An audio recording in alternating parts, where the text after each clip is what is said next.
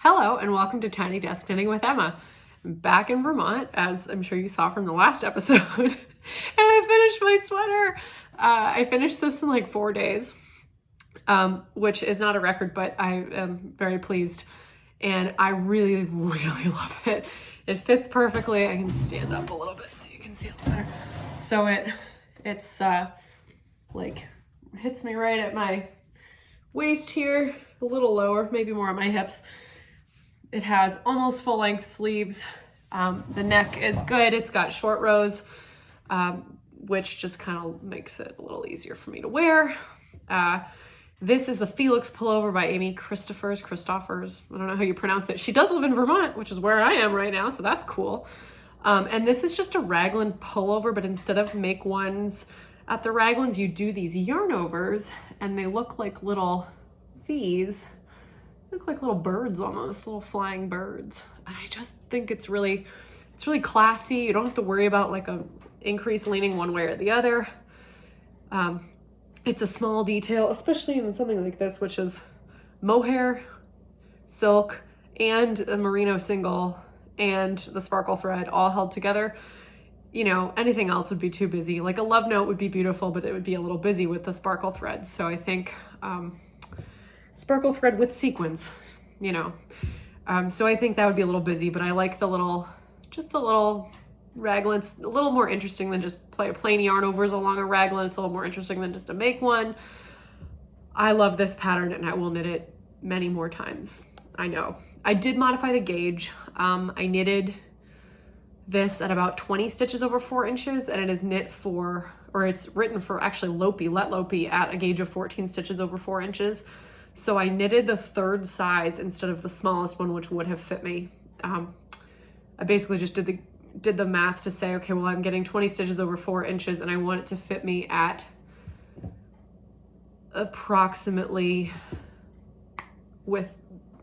there's not really much ease. So my total bust measurement is 36 inches. And I just basically was like, okay, well, I need about this many body stitches in that case, and I found the size with the body stitch count of closest to that number, and I was a third size, and I went with that, and it fits perfectly. On the sleeves, I wanted it to be kind of like the love note, which is no decreases, and then it comes to a cuff, a tight cuff. So I wanted it to be kind of like that, but I wanted a little bit of a taper, so I did like 5 or 6 decreases on the sleeve. I want it to be bracelet length, and I did want it to come in. So that's what it does. And I love it. It does not too tight, but there's not a ton of room here. So I can push up the sleeves, but they don't get all saggy. So I love it. As usual, if I'm at home, I'm drinking a Spindrift because this is what my mom buys. So yeah, this was a huge hit. My grandma really wants one. My mom really wants one. My mom bought silver King Cole Orbit. King Cole. Why is it called? It is King Cole, right? I'm thinking of Nat King Cole, which is a singer. What is it? I don't know. Anyway, it's the sparkle thread, and it's called Orbit. No, Orbit was the colorway, right? No, I don't know. I'll link the sparkle thread in the show notes. But my mom got a silver colorway, and we were at Espace Tricot the other day in Montreal. I'll show you what I got, actually. I didn't get too much stuff. I really wanted the mini needle case from Jezebel, but they didn't have any left because, of course, they didn't. They're extremely popular. But I'll show you I got 3 things, but I got a gleaner, actually. I got a gleaner there, but that's in not here. But you can get gleaners there, and I did. I got a manual gleaner because my motor gleaner, it doesn't work that well anymore. It just kind of died a little bit. It's not very powerful. But I got a few nice books for Christmas that I will show you, and I'm going to show you my whips that I brought home and that I'm working on and that I'm really enjoying. So let's get to it. Okay, so first thing obviously that I finished was this sparkle sweater. That was my big whip from Christmas to New Year's. Well, until the 28th, I guess, when I finished it, 27th or 28th, maybe 29th, I don't know, but I finished it. I finished this pair of socks, which are my Fanny Price socks from Fanny Price is the a girl in Mansfield Park. She's kind of a buzzkill. But I thought these were cute. Cute little detail on the, my Kitty Bennett socks are similar. They have a little lace pattern down the panel down the side that I really like this. These go really quickly because every other round is just knitting, plain knitting, and then you just have a little panel. There's a stitch marker to tell you when to start it. It's a 10 stitch panel. Easily memorized if you want to memorize it. I never actually memorized it. I just used a little notebook paper that had the pattern on it. And there's my second one. So they, you know, I guess if you hold them like this, the stripe could go down the inside of your foot. Or if you put them on like this, it'd go down the outside. Simple, but I like them. Still working on some socks, some other socks. I'm working on my February socks in the Exmoor sock yarn from John Arbin so that we can have the kits at the Woolly Thistle, hopefully, for those. But that's been great. And actually, let's save this for after. Let's talk about. So I loved just having a vanilla project on my needles, and I got some Drops Air when I was in Toronto at Unit, and I got some more Drops Air because it's so inexpensive and it makes a really beautiful fabric. So I got 5 skeins so I could make a turtle dove sweater from the Espace Tricot pattern library, which is free. And I actually modified it so that it's not quite as wide because it's quite wide and with a really low raglan. And I was like, yeah, I'll make it a little tighter raglan and just a little bit, you know, not quite as wide. So this is that. People are always like, that doesn't look like it'll fit. And I'm like, trust me, it's nowhere it fits. It just looks really small. But there's the turtleneck, 4-inch deep turtleneck. I should have put this on bar record so I could try it on, but I didn't. And it's super lightweight, super lightweight. I did a lot more short rows than the pattern calls for. I did short rows for like 10 short rows so that the back would be quite a lot higher than the front. It would not sit like, because if you don't do enough short rows on a turtleneck, it kind of goes like bunches like this. And I really didn't want that. I wanted it to sit nicely on the front of the neck. So this is the rose gold colorway in Drops Air. And I am now just chugging along on the body when I need some vanilla knitting. I picked this up. So hopefully, you know, this doesn't take too long. I think it's just nice to have something quick. This is supposed to be knitted at 16 stitch over 4 inches gauge. I think this is closer to 17, 18, maybe 16. I don't know. I'm knitting it 2 sizes down from the size the pattern calls for. It just has so much ease, and I'm like, I don't need that much ease. I might not keep this. I might give it to somebody else, but we'll see. I don't have anything in this color, but it's kind of like a beigey pink. It's not my color, right? I don't think.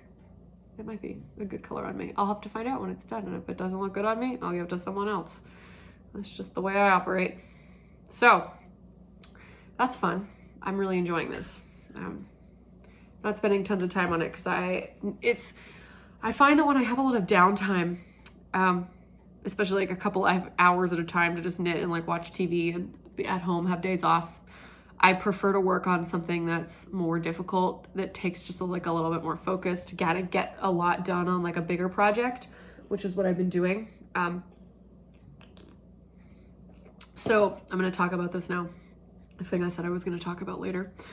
So it has to do with my 2023 intentions for knitting. So one of my intentions is to have fewer whips, because whips really they clutter my brain, and I feel like it's good to have a variety of whips. No, there's wool in my chapstick.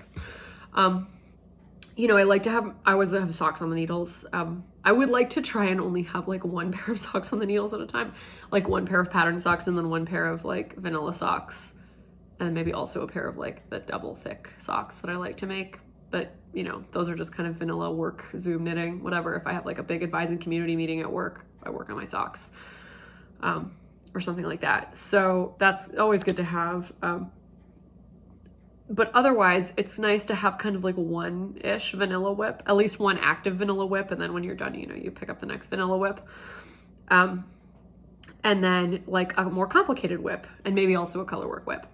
And, you know, I kind of tried that in 2022. It didn't work great, but you know, it worked. And then there's kind of room for an accessory if you want to spend a weekend knitting an accessory, or that's what I tend to do. I knitted a hat out of some hand spun the other day. I cast it on the 30th and finished it on the 31st. So I had one more FO. I had 92 FOs in 2022. And a pair of socks counts as one FO. So that's insane. I made 40 pairs of socks in 2022. So that was insane.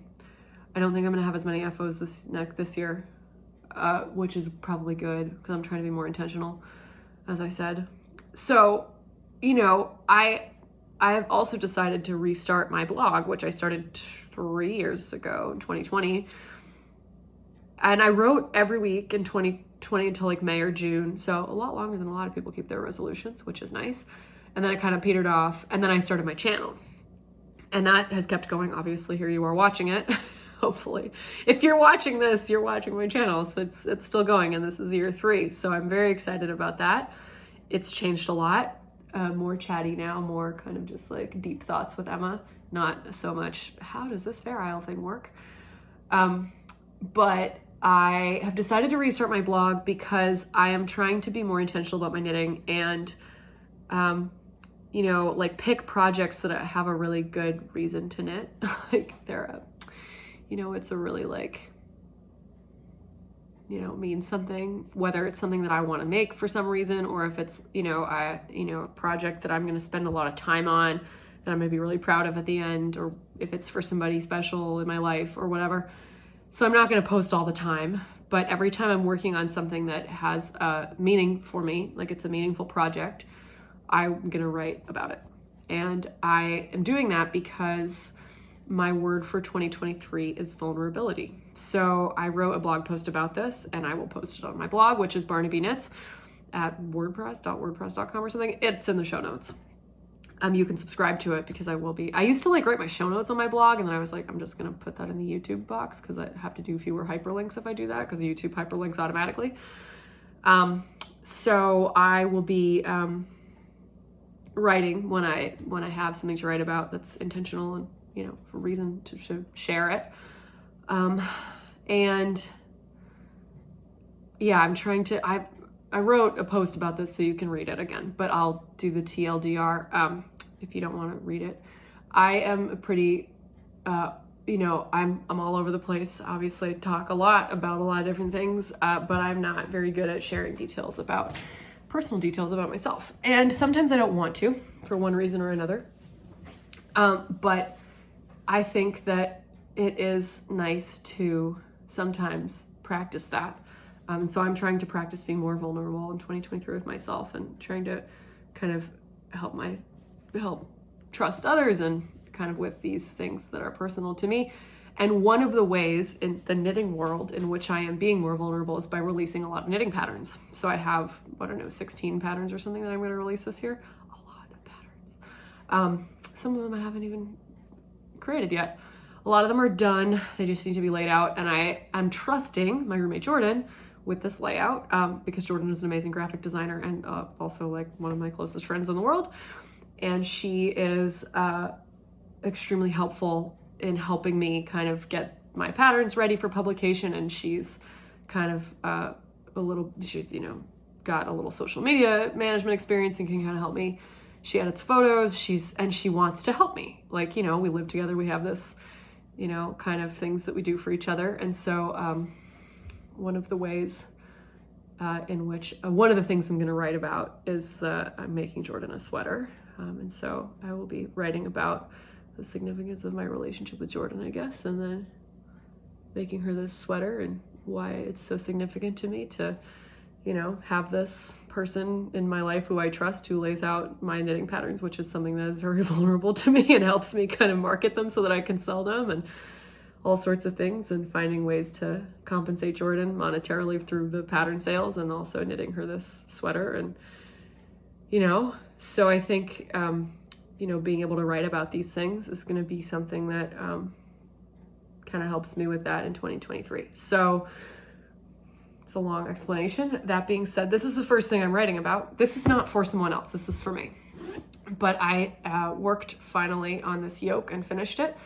And I started this, if you watch my channel, you might have seen it before. I think I started it in October, maybe September.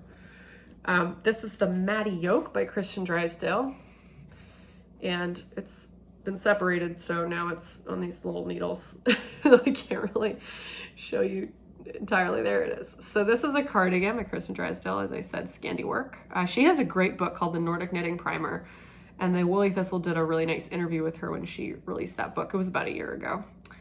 So you should check that out. I will link it in the show notes, and I will link the book in the show notes. I have the book, and it's really nice. If you want to learn color work knitting, this is a great way to do it because she takes you from really simple to much more complex pieces. This pattern is not in the book, but you can get it on Ravelry, and I'll link it.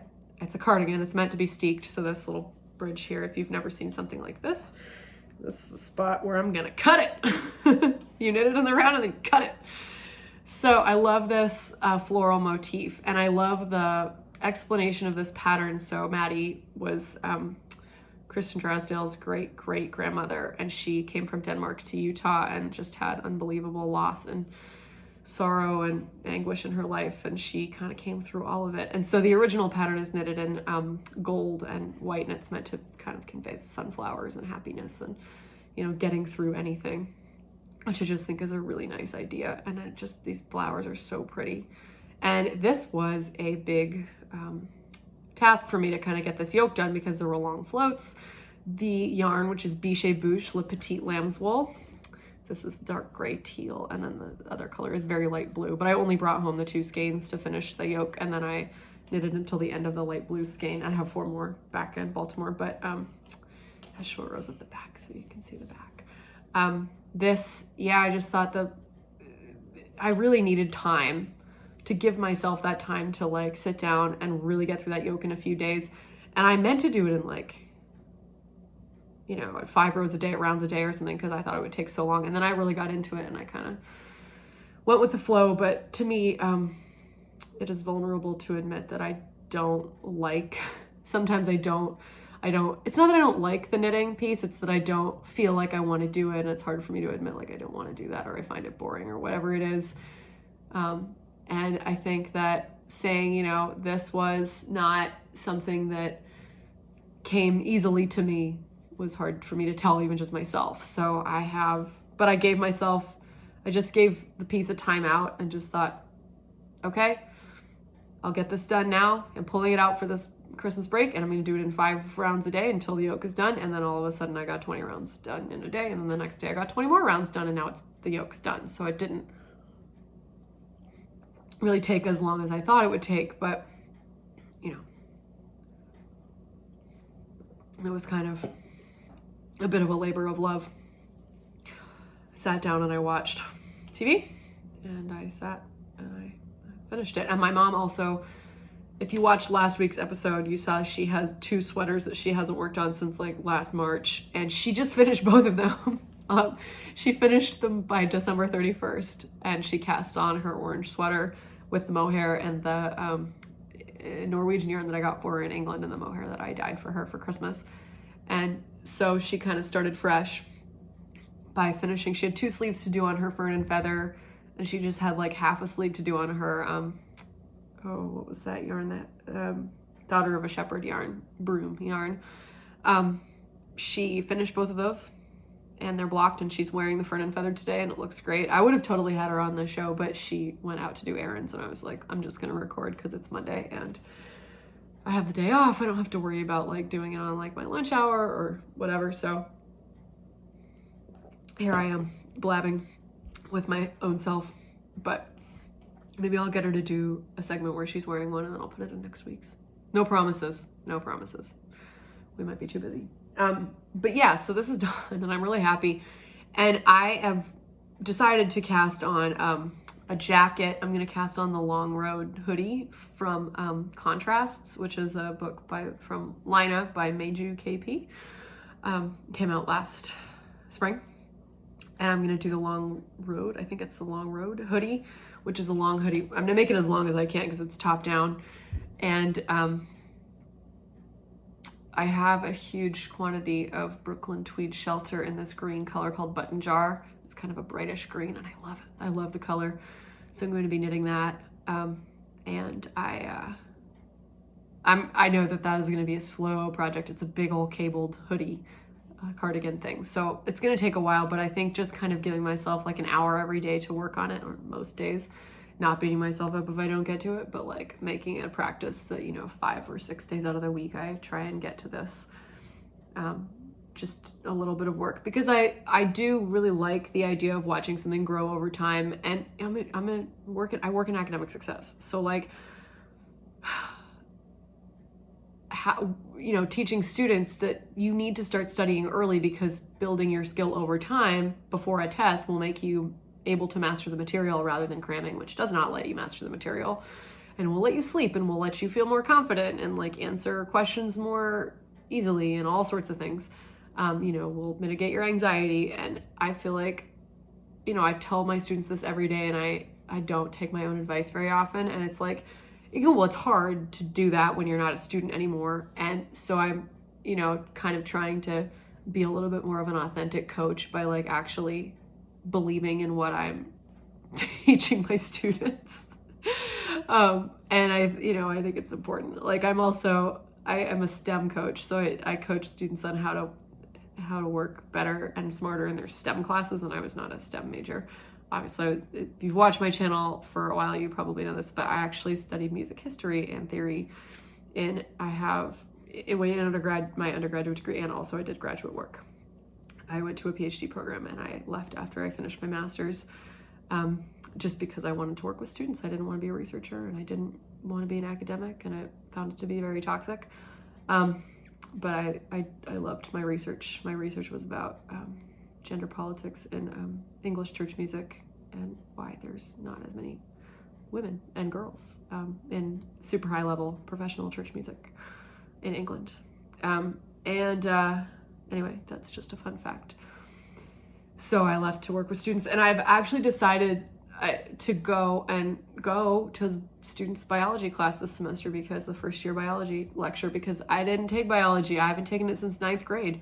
And I am teaching all these students basically how to study for biology, which is a subject that I don't know very much about. And I feel like I should be able to be more kind of able to talk with them about what they're struggling with and why, and be able to kind of help them and think, okay, yeah, I went to this lecture and that was confusing, and how would I go about that? And I think that actually, someone who's not necessarily STEM minded, but I have this kind of belief in a growth mindset where anybody can learn anything, I have to be able to put in that work.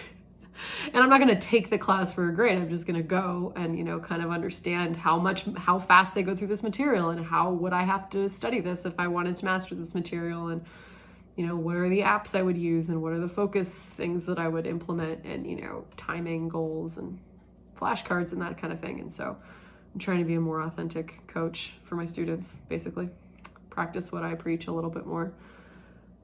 But that being said, one of the ways I'm trying to do that is by creating a stretch goal for myself in knitting.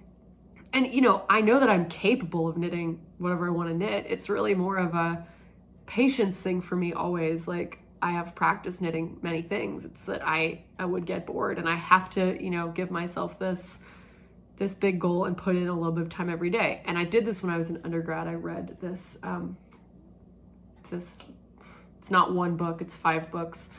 It's a 5-volume set of books called The Oxford History of Western Music, and it's by a musicologist who recently passed away named Richard Taruskin. Most musicologists think he's an abominable writer, and he's too opinionated. He was one of my personal heroes, though. I thought he was really funny, and he was authentic, and he was very smart, and he focused on really interesting parts of history. That's just my opinion. But I read this is 3,800 pages of the Oxford History of Western Music in my last year, end of my junior year of college through my senior year, in 10 pages a day. I read the whole thing. And there was like a 3-week period during finals in like December of my senior year where I paused, and then I picked it back up when I was finished with finals, and then I continued until I was done the following March. It took me a little over a year. And I did it, and I became a much better thinker and much more able to make connections between musical periods and other things and see patterns that I think I wouldn't have been able to see had I not been reading this book, like throughout the classes that I was taking in my last year of college. And I know that it made me a better critical thinker to read this thing. And I think, you know, having a reach goal like this can kind of help in any field. And so I've decided that, you know, in knitting, making this goal of knitting a big cabled sweater or something that's going to take 3 to 4 months, it's a big, you know, that's a big undertaking. Yeah, and it involves a lot of patience, but you know, if you build your skills a little bit every day, you get a lot better at something. You probably will enjoy it more every day. That's what I found when I was reading this piece, this massive piece, this book. You know, it got more fun every day because I made more connections. I enjoyed the reading. I enjoyed thinking, oh, that's like this. That's like, you know, my brain would light up in these certain ways. I found it funnier. You know, it spoke to what I was learning in my classes and that kind of thing. And so I've decided that, you know, with knitting, I think to get myself more, I feel like cables are a big block for me. I just don't have a desire to do it. Even though my first sweater was this huge green cabled pullover, you know, I've felt kind of in the last few years that like color work is so fast for me. And it's like, you know, I make these big Fair Isle pieces and that's really fun. And I have this kind of, now I make these Fair Isle designs, which is really cool, but it's not very hard. It's just a lot of stitches. And so I'm like, I need something that kind of tries me a little bit more, that I have a more natural resistance to, so that I can have something that I can really be proud of. Because, you know, you climb a big mountain and you look back and think, there was no shortcut there. I had to do that all myself. You know, it's kind of meaningful. And so this was obviously not as much as a big cabled sweater because I did it in a couple days, but finishing it was really meaningful. Figuring out where my float placements and my, you know, how I was going to do that, and kind of getting into the rhythm of these, you know, flowers. I really enjoyed it, and I didn't anticipate that I necessarily would. I thought it was gonna be more of a slog. So I think starting a big cabled piece might kind of break me out of that rut and make me kind of more willing to take on things that are more long-term projects, that are kind of bigger challenges for me. And after the hoodie, I'm gonna knit a couple more things. I'm gonna knit for my dad. He says he'll wear a cardigan. He's never wanted a sweater, so I've never made him a sweater, but he said he would wear a cardigan. So I'm gonna make him a big kind of professor cardigan with a big shawl collar, and a couple of, you know, some cables and like a dark gray, probably Brooklyn tweed shelter because it's lightweight and he doesn't like to be too warm. And I'm also gonna make a sweater this year for my organ teacher, Mark, who, he's not really my organ teacher. He did teach me organ, but he was like my teacher when I was in choir, when I was like a kid, like a little kid, since I was 8. He was extremely patient with me because I was a pill and I cried a lot. And Mark and I still have a very close relationship, and he's also a musicologist, and I'm gonna make Mark a sweater this year. And I told me that he likes navy and gray, so I have to pick a sweater that I think would suit him. And, you know, that's kind of like one of my meaningful knits. Like, I'm knitting for my dad, and I'm knitting for Mark, who's kind of like my second dad. And I'm gonna do that this year as kind of part of my knitting bigger things that take a little longer and have some meaning to me, for me personally, and for these people that have shaped my life. So I'm excited for that. Yeah, but I'm gonna put this away because there's actually one more knitting project, and then I'm gonna talk about a few books. So the last project I'm gonna show you, and I don't know if I talked about this, but I always want to knit like an Advent project, and I always have so much gift knitting to do, and I'm not really on it, and so I decided to do an Advent pattern by a designer, you know, who uses mini skeins in their designs, or a design, to kind of knit something. And I was going to do it while I was home and do like a thing every day, but then I knit this and I got into that, and it's not going to get done, but I have gotten back to it now that this big stretch of that yoke is over. So I'm knitting the Lamina wrap by Amba O'Brien, who's an Australian designer who designed a lot of stuff with mini skeins. And I made my own Advent calendar. It's not for Advent. I was going to be like the 12 days of Christmas, and I was going to do 2 a day, but then I didn't. So, but this is just, you know, it's just a piece of knitting with a bunch of different colors that I made myself. Sometimes the fade is better in certain places than others. Like these are like really close, and then it kind of gets into teal, and now it's kind of branching out into blue. And it's gonna go into purple. And I'll just pull out the skeins. Here's a bunch of the blues. That green's already done. Here's some more blues and purples. So I have an order, and it's gonna kind of fade in into that, a few more. And then I'm using a white, just a white skein of sock yarn in between each one. Yeah, I'll get that later. But these are just like leftovers of, this is a single, this is sock yarn. Most of them I dyed myself, but some of them are, you know, sock skeins with just leftovers. This is West Yorkshire Spinners in Juniper. This is Quince & Co. Turn, which is a silk and wool sock yarn, and Beach Glass. I knitted a pair of socks out of this year. This is a hand dye from a long time ago, and I made it's a merino single. I made a sweater out of this.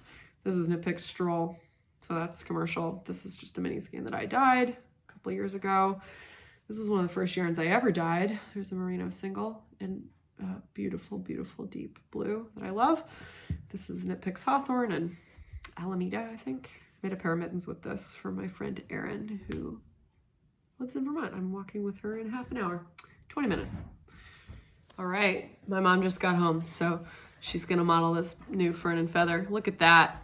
How did you modify it? I put a double rib up here and a little longer. Kind of like the throwback. Yeah, it's like Andrea Mowry quality of a long double 2x2 collar. Mm-hmm. And you also did it on the long cuffs. I did a really long cuff. And you knitted this in the contrast color, the last bind off there. Yeah, bind off, so I can make the sleeves whatever length I want. And then I did a 2x2 rib down here. And I also did, you can't tell because it's dark, but I also put the bind off. Yeah, looks really good. Yeah. And you finished. Yeah, this is Briggs & Little Heritage in like the light gray, which you can get from Maritime. I think it's called Sheep's Gray. And then this is Brooklyn Tweed Shelter. Yeah. And what is it? Almanac? Old World. Almanac is a brighter blue. Yeah. So it has the flecks of like red and blue. And bless you. Excuse me. We all have a little scratchy throat. It's probably COVID. No, it better not be COVID. Well, COVID is so mild now. I bet we have COVID. I don't think it even shows up on a test. I just have like a little bit of a runny nose. Like I don't feel tired or sick. I just have like but I did jump in the lake yesterday. I'm just allergic to something. I'm allergic to everything. Okay. And you finished your other sweater. I did, but it's still on the block. But it's done. And it bloomed. It did a good bloom though. It bloomed beautifully. Yeah, it did a good bloom. It's not quite dry, so no, I touched it this morning and it wasn't quite dry. But anyway, yeah. Well, no, I'm done talking about. Oh yeah, you can go get it. She's not gonna put it on. She's just gonna get it. Well, I got a few books. I got the Lina 16. I got this at Espace Tricot. I am a huge fan of this book. I always get Lina. I don't always knit the patterns, but I really enjoy looking at them, getting inspired from them. Sometimes I modify the patterns. This is really nice. There's like socks and a sweater. I like that. I would use that. It does look good. All right. Here it is. I put this sweater on when it wasn't quite dry too. So this is something by Isabel Kramer. Yeah, I forget what it's called. We'll find it and put it in the show notes. Yeah. So this has got a low contrast color work so the main color is Daughter of a Shepherd. It's Daughter of a Shepherd. It's Broom, which is very, very lightweight. It's like knitting with thread. I know. It's like my Biche Bouche yoke. And then this is Rama Finnelgarn, right? Because I sent it to you. Yeah, you did because you thought it would be nice. Because I like low contrast. It's low contrast. It's really nice. I also like high contrast, but I like this. I'm gonna knit one I like this. I really like that kind of nuance of the low contrast. It's just plain sleeves with this nice little garter finish. I had to do that because it rolled. Oh, because it rolled. Yeah. Because it was going to roll because it's so thready. It's so lightweight. It's really it blooms nicely though. It bloomed great. Yeah, you all the things that you kind of see when you're knitting with this like thread-like yarn. I think almost like the spinning oil, and you're kind of frustrated because it doesn't look super even, and then bam, You blooms. block it and it blooms.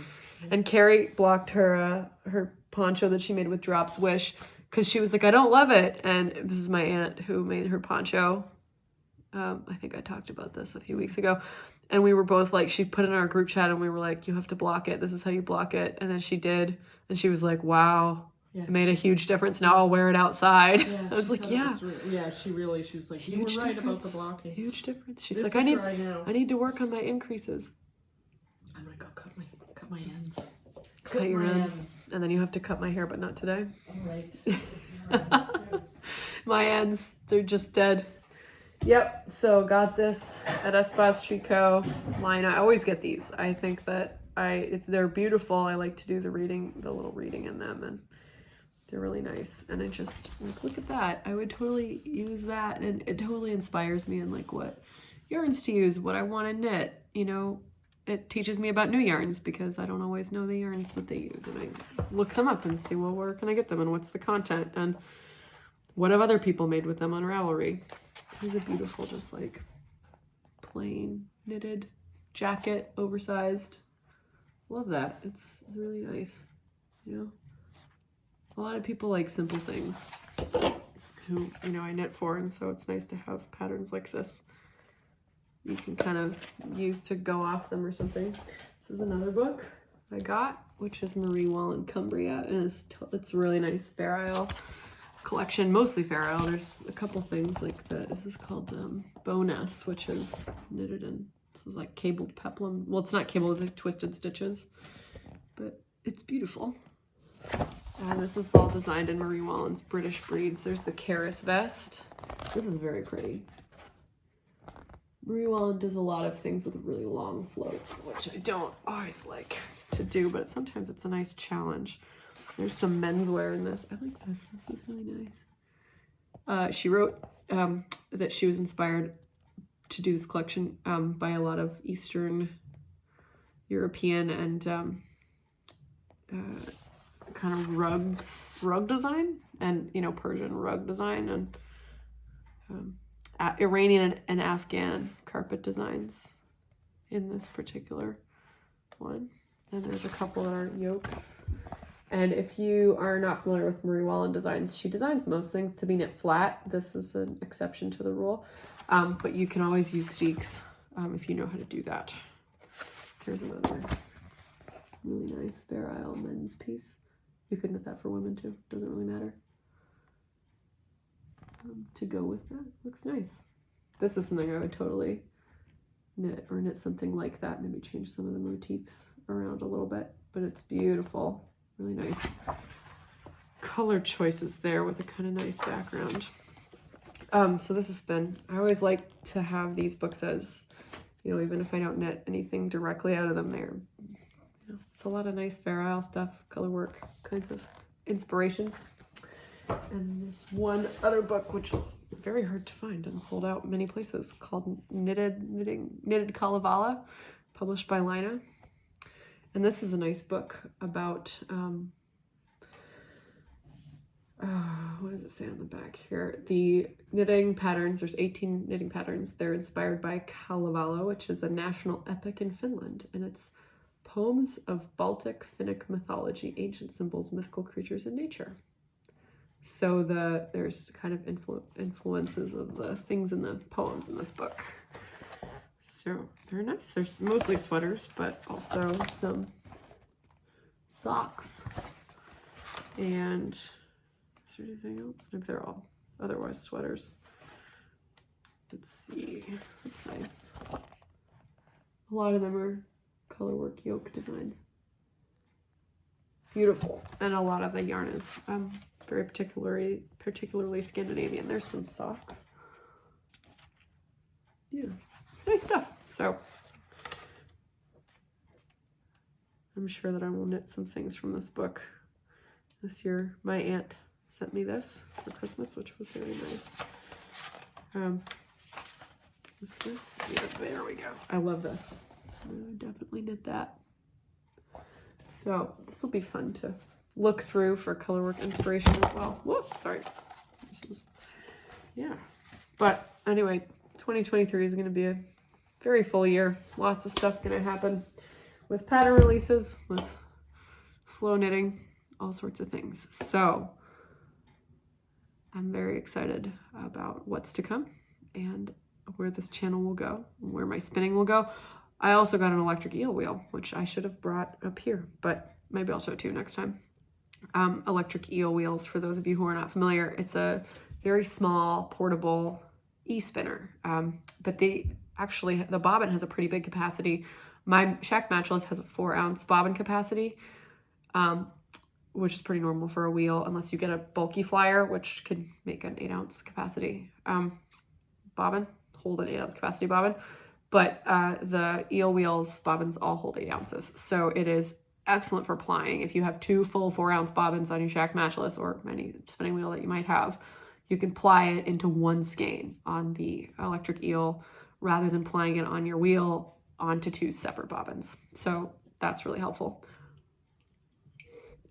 And when it came, the speed dial didn't work. It spun at 1 speed, but it didn't change speeds. And then my brother and Nitin discovered that there was something that wasn't plugged in.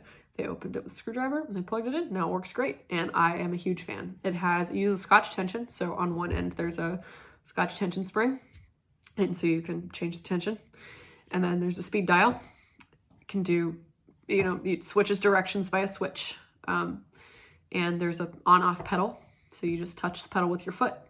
If you want to turn it, if it flies out of your hand and you need to turn it off, easy. For me, I use it here because it came here and it's very portable. But I find that it's very easy to learn new things with this because you don't have to also focus on treadling at a consistent speed. So I really enjoyed learning how to chain ply with this because you can change the speed and you can focus only on what you're doing with your hands and not also moving your feet and sitting up and all the things that a wheel requires you to do. The only thing that I find a little bit difficult about it is that it has the foot pedal, which I'm getting used to, but it doesn't just stop when you stop like a treadle wheel does. If something happens on my wheel, I just stop treadling and it immediately the wheel just stops.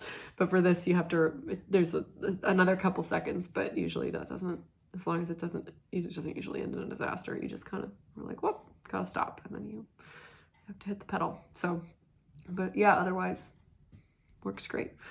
So, yeah, I gotta go on a walk now. So I'm gonna have to end it here, but I am excited to see what this year brings.